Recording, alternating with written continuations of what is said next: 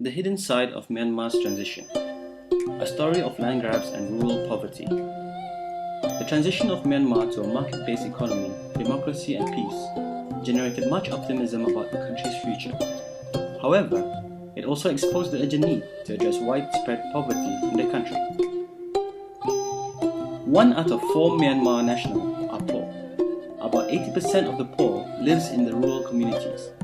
Land is an important economic asset for achieving economic development. 50% rely on agriculture for a living. Landlessness and its relationship with rural poverty emphasizes the need for land ownership among the Myanmar nationals, particularly the poor. Landlessness among the rural poor is one of the greatest barriers towards effectively reducing poverty. Land ownership is important to create opportunities for the poor. The scale of land grab is staggering at 6,000 land confiscation cases currently filed in the Parliament for resolution.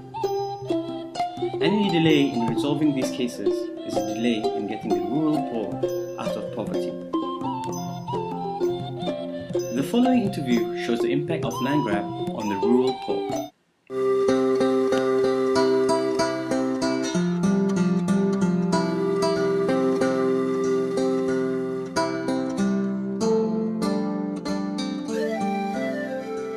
Pes tayo mo sa uya kan ho ba hipung ba we se ta lo we ba hi ba na we ma o ta no tu we po lo te chu ta yo thol ba ba pya lo ba ha o we lo ta thla ni ba o ta phe tayo bu po te ni lo ba la ma u lo ta te bi no ga te chau ga de la ta ye te chau de ba no pa la te chau du no ga mu ngai pi ba te chau ha lo ba chung la le ye te o la se mu tu ye da 大陆都那边对吧？小可都饿了吧，小都饿了吧，一个，我来土沙吧，一个，你不背的，把它带你都拍不了。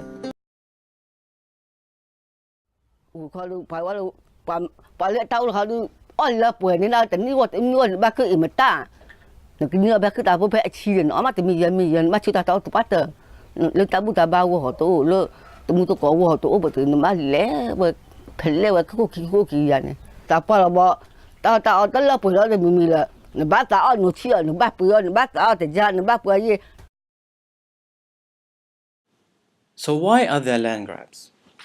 The victims of land grab do not have the voice to fight for the ownership of their lands.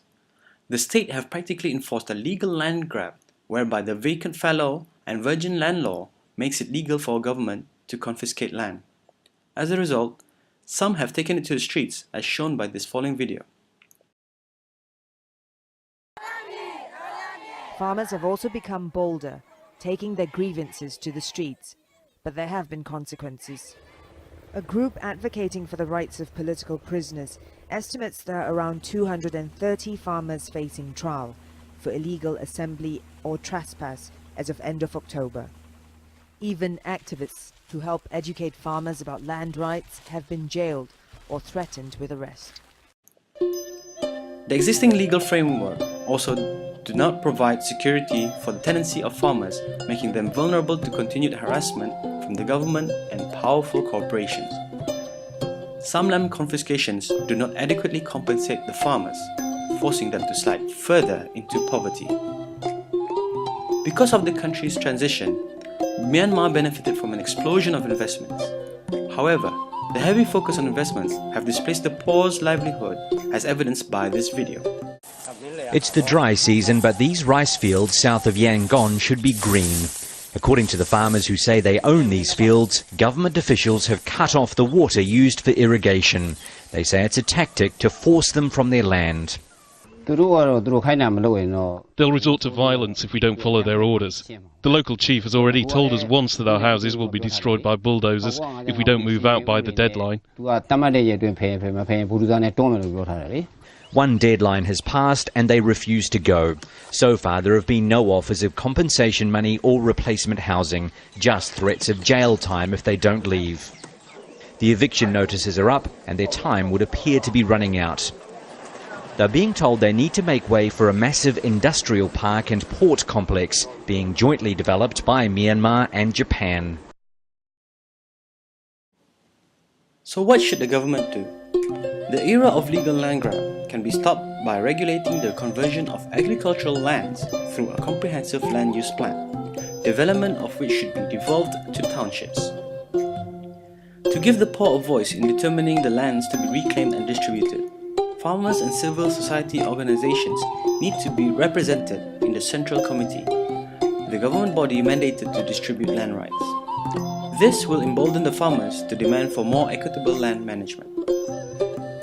Making a dedicated agency to facilitate land redistribution signals that addressing land grab is a government priority. This executive agency shall be responsible for strengthening tenants' rights, enforcing tenure contracts and arbitrating land complaints. Improving tenure contracts have been proved to be effective in reducing poverty in India. These recommendations, together with the new civilian government's commitment for the rural poor, will put an end to land grab, paving the way for a thriving democracy in Myanmar.